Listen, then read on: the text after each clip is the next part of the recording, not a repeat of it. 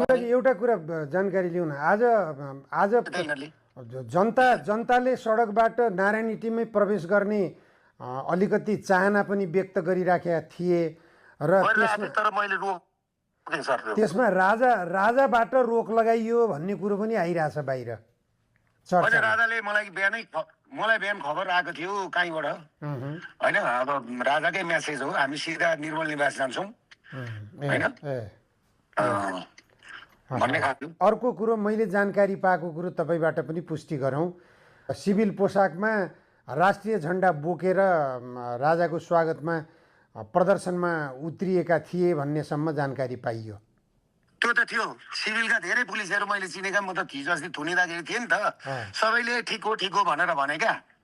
त्यही त सिभिलमा थिए, राष्ट्रिय झन्डा उठाएका थिए, प्रहरी र सेनाका ठुलो सङ्ख्यामा उपस्थिति थियो भन्ने पनि जानकारी पाइयो।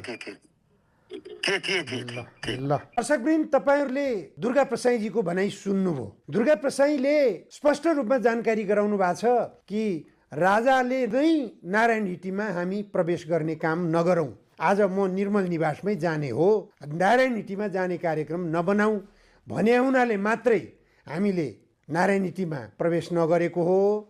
नत्र हामी नारायणहिटी पनि कब्जा गर्न सक्थ्यौँ, सिंहदरबार कब्जा गर्न सक्थ्यौँ, बालुवाटार कब्जा गर्न सक्थ्यौँ। त त्यो बङ्गलादेशको जो शेख हसिनाको अवस्था देखियो त्योभन्दा भयावह अवस्थाको सृजना हामी गर्न सक्थ्यौँ। तर त्यो उद्दण्डतातर्फ हामी जान चाहेनौँ। त स्वयं राजाको पनि त्यो चाहना थिएन भन्ने कुरा दुर्गा प्रसाईबाट यहाँहरूले पनि सुन्नुभयो।